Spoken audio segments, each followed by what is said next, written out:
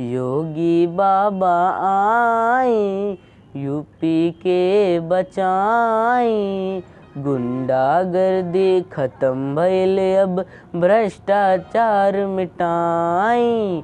योगी बाबा आए, यूपी के बचाई। रउआ चलते हिंदू आज सीना तान जियत बा। कुछ गद्दारन के चलते सिद्धि नाही मिलत बा।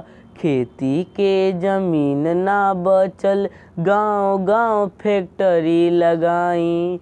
भूखे पेट केहू ना सूते, लइकन के रोजगार सिखाई। शिक्षा के बढ़ाई, बंद स्कूल खुलवाई।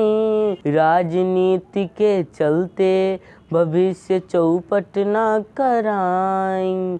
योगी बाबा आए, यूपी के बचाई। गुंडागर्दी खत्म भइल, अब भ्रष्टाचार मिटाई।